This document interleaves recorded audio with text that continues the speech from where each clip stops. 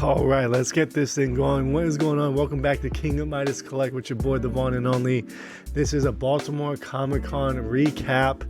I know it's still going on today, the third and final day here in Baltimore, but we had to spend only one day there this weekend, for this year, for 2022. Hopefully next year we'll do the 3-day thing and then really fully explore it. I kid you not, one day is not enough. This convention hall was massive. I did not get a chance to see maybe 3/4 of the artist alley. There was booths all the way down at the end, all the sponsors and different kinds of like non-comic book related stuff like video games, toys, all those booths. Didn't get a chance to talk to any of them. Creator owned spaces. There was so much to look at. I just kept getting stopped at each and every booth.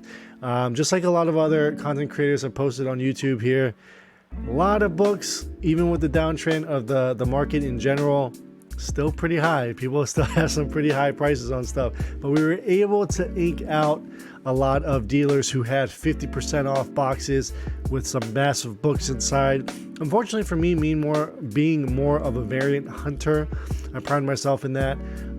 There was not a lot of that around the convention center, unfortunately, for more newer stuff.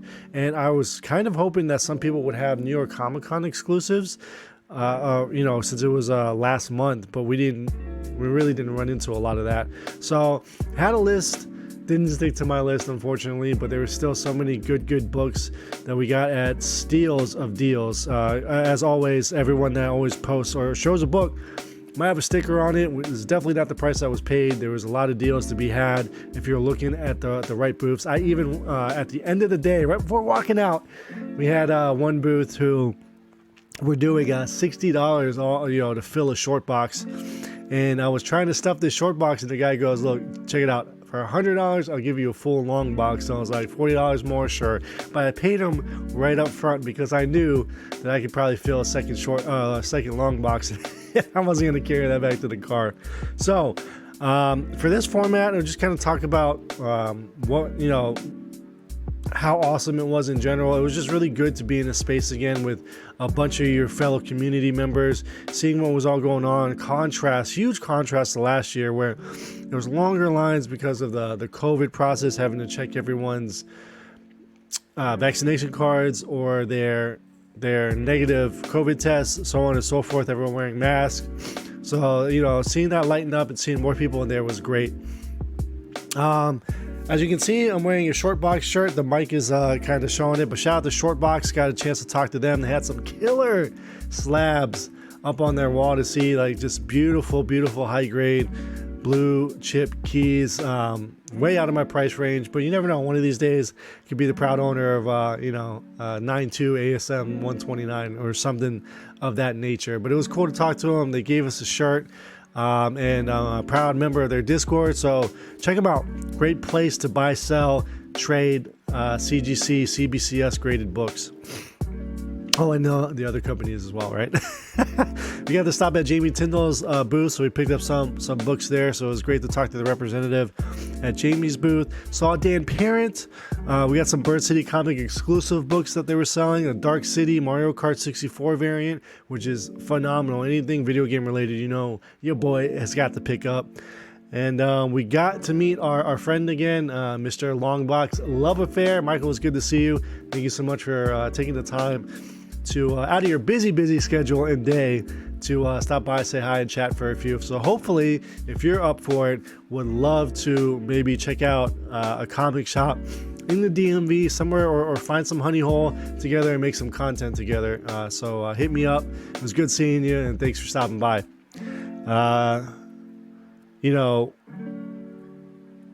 Yeah, I mean, I'm at a loss for words of how to recap because there was just so much. It was so massive. Stopping at only a few booths, and then it was already lunchtime, like 2:30 lunch. So I was like, oh my goodness, ran out, put some books in the car, got something to eat, came back, and it was just like a mad scramble to find these books. So, maybe next time we're able to take our time a little bit better and really dive into each and every one of the booths. And then not buy everything right up front either. I should do a better job of trying to see what other vendors have so I can allocate the appropriate amount of funds. So what I want to do with this video is just kind of show you something that came in the mail, which isn't Baltimore Comic-Con related, right? I just want to show you guys. And then there was a booth that were selling mystery bags. So these are really, really cool. Of course, we got the 3 and the 34. So I picked up 5 of them to open up with you guys. They're already pre-opened because it was kind of a mess to get in there with the way the tape was on those bags there. But we're going to show you those. I had one open and then I moved the books. Okay, they're right over here. So we'll show you guys one of the bags that opened last night to give you a feel. Each one of the bags were $25. So we'll do that. But first off, here's the book that came in from Warren Lau's personal website. This is Gun Honey issue number 1, the foil virgin variant signed by Warren. So very, very cool. Hot book. The only problem with it is that, you know, there seems to be like these, because it's the foiling just always has these like scuff marks on them. So I don't know if those can come off or not, but it's kind of unfortunate to see like how delicate foils and metal covers are these days. Metals seem to be the way to go with a lot of people. But we got the signature in the foil, and that is a hot exclusive cover. So let me show you guys. I think there was a 5th. There's 5 books in these. I don't know what happened to the 5th book in this batch here, but I'm going to show you what the first mystery box covered. Again, these were $25. So we got a Doctor Strange 64. Nothing key about this issue, just a run filler. Then a Jimmy Olsen issue 68, Superman's pal Jimmy Olsen. They have a $9 price tag on here. It's probably about right with the amount of soiling that's on this book. But other, you know, it's got that Silver Age chipping there on the side, but still old 12 center, which is cool. Next up, we have Shang-Chi, Masters of Kung Fu number 21. So this is like the, 5th overall appearance of Shang-Chi. It says MVS intact on it, so that's the Marvel value stamp, which is pretty cool. They have a $36 price tag on this. Looking it up online, I don't think it was anywhere near 36 bucks. Maybe 20 at most, 25 for a near mint copy. This one is definitely near mint, so good to have that in the collection. And last up, the banger in here was a Monster Frankenstein issue number 2. This comes in at about an 8.0. $40 price tag on here, but it's perfect for Halloween. And we just picked up a number 1 in like a 9294 condition for $40, and that's like a $250 book at that grade. So pretty good for a $25 bag. So let's open up the second one. I wish I could tell you guys exactly. They had a list of what the big books were in each one of these bags. So I can't remember which one off the top of my head. This seems like it's a cards or big trade paperback square bound books. Let's see what we got. Superman the Wedding Album. Okay. I don't have this. I have a $20 price tag on there. Interesting. Is this one? I don't know anything about that because I'm not too big of a Superman person, especially 90s Superman. All right, next up. Ooh, Web of Spider-Man 95. We got a $30 price tag on this. Is this book $35? Not with those 2 spine ticks. Okay, cool to see that. Next up. The Thing, issue number 2. Nothing special about that. Just his first solo series there. $10 price tag. This one there's 6 books in this one. So I don't know where the other books are in that first mystery box or bag that I opened. War Journal 26. No price tag on this. So cover price. Looking at like $2. Probably a $1 book. Night Force, issue number 3. Okay, these are definitely like nothing. The big ones were those 2 up front, which aren't really big books. But and last but not least, we have Daredevil 223. We'll always take some Daredevil, so not mad about that at all. Just needs to get out of this ratty bag. And that's actually a clean copy of 223. Like it. All right. This bag number 2, I think that was probably right around that $25 price point. Next up, We have Mylar on the bottom, so I'm gonna move that and use that for last there. So first up, Star Trek #1, $30. Is somebody really gonna pay $30 for this? I keep pulling this book. I think this is like my 5th copy of Star Trek #1, Marvel from 1980. Next up, Battlestar Galactica #5, Marvel. Is $12 price tag there. Another significance there. I don't know what year this is because it's got the barcode there to signify newsstand. It's 1979, so probably just the normal barcode there. Next up, Amazing Spider-Girl #20. Part of the Brand New Day storyline that nobody wants to talk about. Direct edition. You always got to check. You never know if it's a newsstand. Next up, Elric. Issue #1 from First Comics, #1 of 7. Never heard of this? The Sailor of the Seas of Fate. Well, seeing as I am a sailor myself, that's kind of fitting. Next up, Robo Hunter from Eagle Comics, issue #4. These are the guys that did all the Judge Dredd books, right? Robo Hunter. Cool little indie book. And again, it's in really decent shape. About an 8.5 there. I don't want to ever say anything is a 9.0. You get scared and nervous. Probably isn't. Who am I? I'm not a professional grader. This one's in Mylar. What we got? Sergeant Fury and the Howling Commandos, issue 83. 15 center, $30 price tag there. I don't know what that circle means. Wish I knew what that circle meant. This is a pretty clean copy of issue 83 here. I mean, it's cool to add. $30 price tag on there. A little bit over the 25, so we're happy. We can be happy about that one. That was a good one. Bag number 18, it says. I think they had about 50. So we got another Mylar in this one. So we'll move that to the bottom here. First up, Invincible Iron Man, #124, $28 price tag on that bad boy. I think we already have this issue, so this is going to be a second copy of that. There's 2 Mylars in here. Okay. Aunt May. What the heck is this? Marvel Team Up. Aunt May and Franklin Richards versus Galactus. $15 price. What? What is? Huh? How come I've never heard of this? It's before my time period. That's why I don't. Again, it has that $15 price tag. It's got that other sticker on there, like with a circle. So I don't know what that means. Defenders issue 132.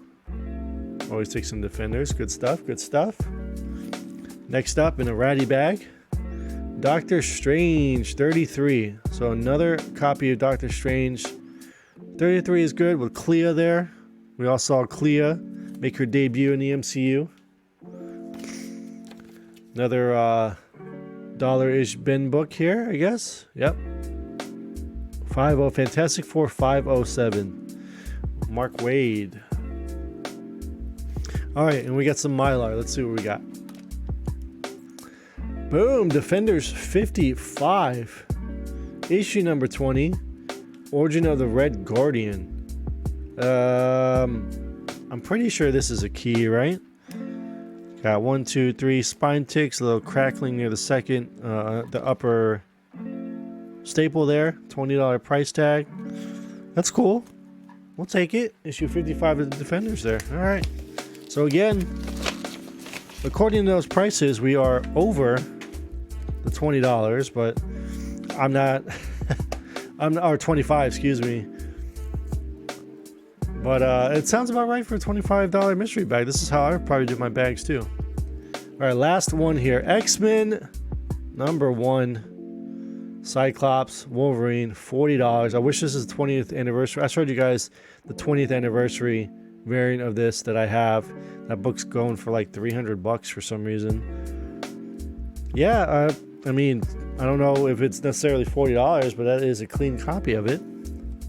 Next up, Batman $4.99. Some Doug Mensch action there. Pretty cool cover. Cool. I actually don't think I have a copy of that. I'm not sure. Next up, Gambit. Gambit issue number 6, Terry Dodson. This is from the 2012 series, I believe. Brad Asmus. Next up, Gen 13, Ordinary Heroes, number 1. Well, I guess it wouldn't be King Midas video without some Adam Hughes love. So there you go. Some more Adam Hughes. 2 more books left, guys. Next up, Daredevil 164, not for resale. What does this mean? What is this? It's got a 9/11 Hope. What is this?